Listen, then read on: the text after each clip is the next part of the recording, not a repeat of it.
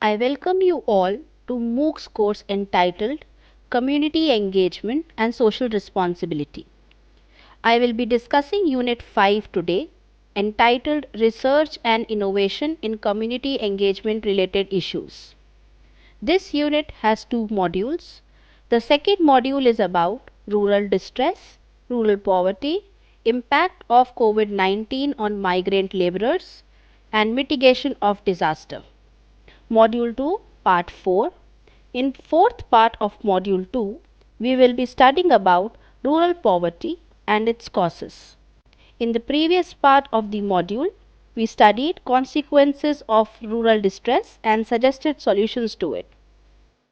If we talk about rural distress, there are reasons to rural distress, maybe man-made or natural.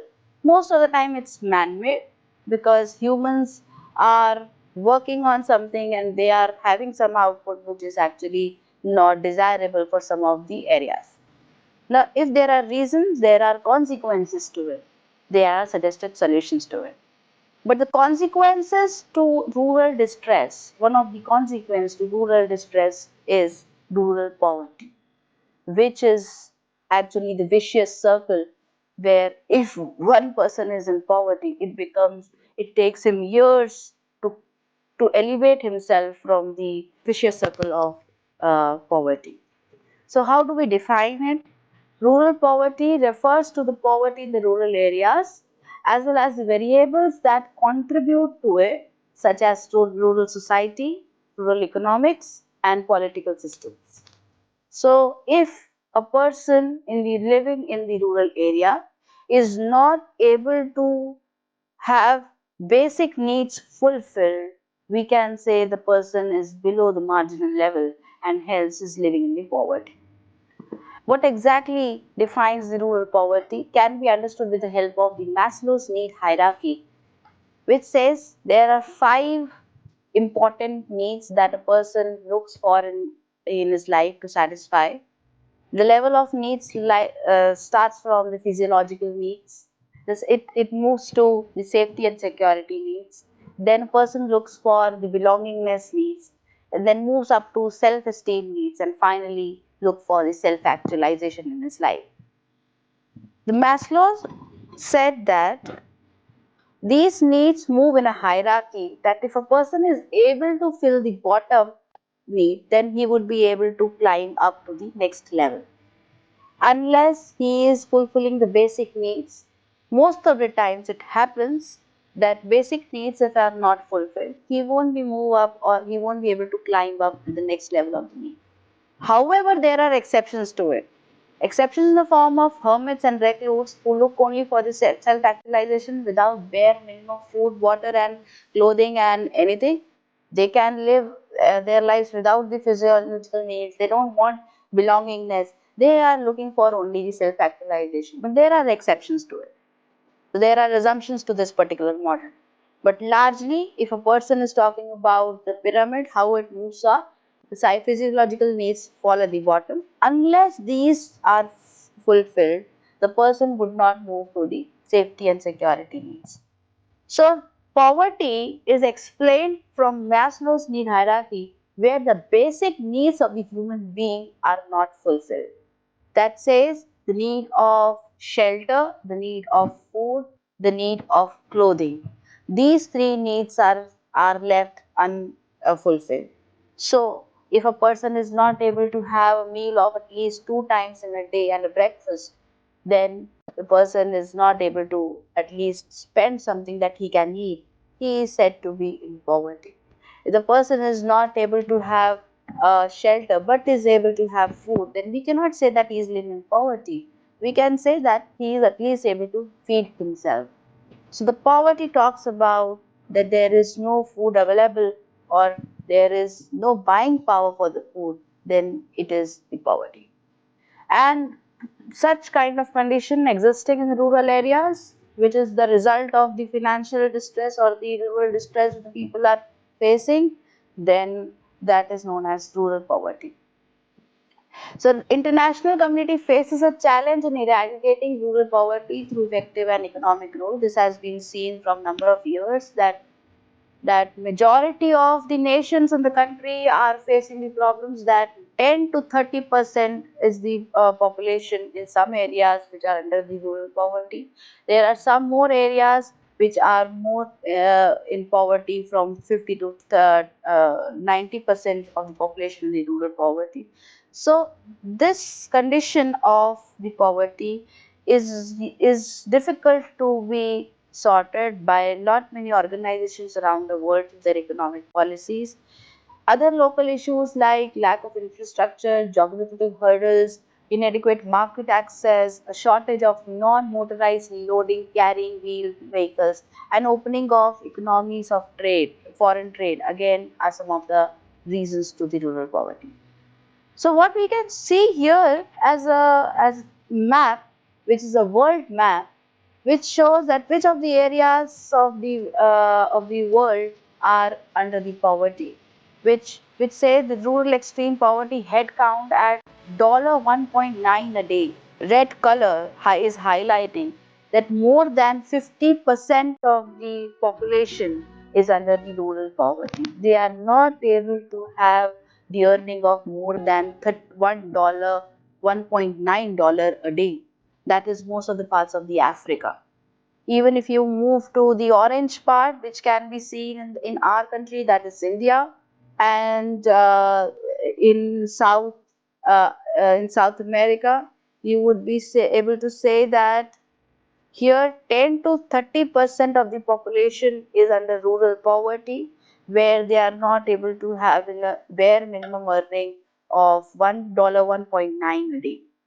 There are areas which are lighter at the part where it says there are 3 to 10% of the population is under rural poverty, and most of the parts of the Russia which is saying that there is only 3% of the population, or only 3% of the population which is falling under the rural poverty, and they are able to help themselves more than the earning of $1.9. So, given this map and the idea to know what exactly the condition of rural poverty is, we can see the countries like India, the countries like South America are, are loud enough to talk that 30% of the population is under poverty, and we need to talk about it, how we can resolve it. Countries like Africa need an urgent action on rural poverty with some measures, with some facilities, with some employment opportunities where people can be alleviated from the poverty level. There is a problem, and every problem has a cause, So, what are the causes of rural poverty? There are many causes. One of the causes of the financial distress can be seen as a cause for rural poverty. So major causes of poverty in rural India are as follows: political instability and civil strife. So always a fight for at the political power. It creates instability in the economy. How does that happens now? Let us talk about it. So if the government is not stable, the people do not have faith in the government, and that keeps on changing. If the government is not stable, people don't have faith in the government keeps on changing. What is the result? The policies cannot be put into place because the governments are changing. The policies may change. Those are not perpetual. Policy matters are restricted from government to government, and if these are changing, the policies would not be put into place. If there are no policies related to the alleviation of the farmers' distress, related to the solution of the farmers' problems, then definitely that would lead to the ultimate end, that is the rural poverty. Again, if there is political instability, how that country is seen around the world by rest of the world, the investments which can be made in the development of the country by the outsider, that is either in the form of foreign direct investment, that is FDI, or that can be the form of foreign institutional investments, that is foreign institutional investors, they make the investments in FII.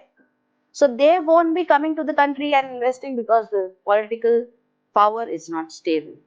So if we compare some of the nations, we take up some of the nations, the government is changing. There is low FDI, there is low FI because people outside don't have trust that there will be returns.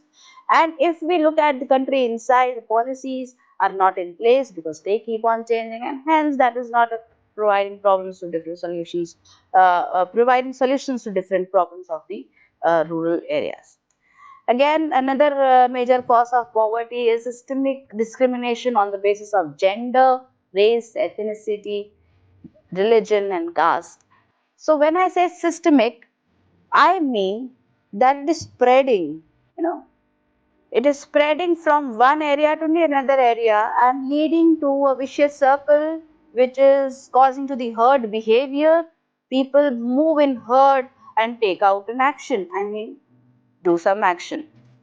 So the risk of, the existence of discrimination on the basis of the caste is a huge problem. So these kinds of inequalities is actually creating imbalance in the society and hence leading to the concept of the rural poverty. Ill-defined property rights, unfair enforcement of rights to agriculture land and other natural resources, again a reason. High concentration of land ownership and asymmetrical tenancy arrangements. That means there is no equitable distribution of the land ownerships and the rental property or hire purchase agreements. There are some more reasons: corrupt politicians and rent seeking public bureaucracies, economic policies that discriminate against and exclude the rural poor to help them grow, large and rapidly growing families with high dependencies ratios, market imperfections owing to high consideration of land, external shocks stemming from the natural causes. So, in this part, we studied about rural poverty and its causes. In the next part, we will study about measures of poverty alleviation. Thank you all for joining.